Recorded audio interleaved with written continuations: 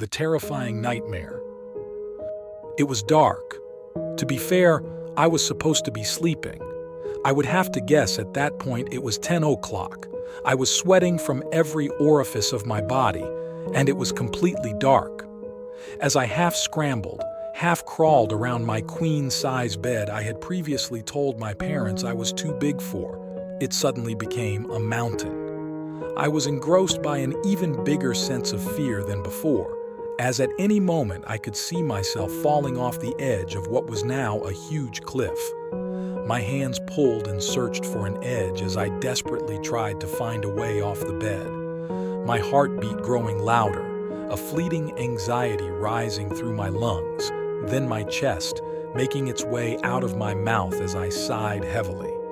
It was so silent, the room devoid of any sound. Shouldn't my parents be up? I thought to myself.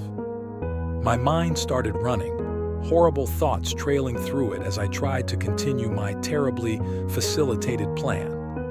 I feigned a smile as I tried to convince myself that everything was okay. I was okay.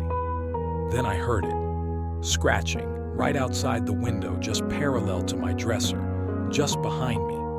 My hair stood up, as if it could feel someone looking at me through the window, glaring deeply into the window.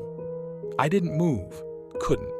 I was nearly on all fours, my knees sinking deeper and deeper into the mattress beneath. I stood like that for a long time. I don't know how long, I surely wasn't counting. Minutes passed by, an hour even, until my hair went back in place and it was hard to differentiate between the fear and the overwhelming need to sleep. "Eric," a voice called from the hall.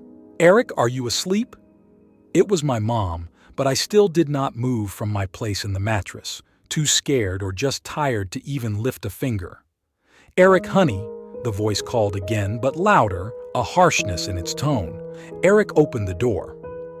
The voice had evolved into something almost unrecognizable, and I shuddered as it continued. "Eric, Eric, Eric, Eric, Eric, Eric." It shrieked as it started to bang on the door, sounding more and more like a wild animal. Any attempt to exploit my willingness to open the door was gone. I said nothing. I did nothing. The only thing left of me was my fear. And then it was over. As quickly as it had begun, it had passed. It was still so dark,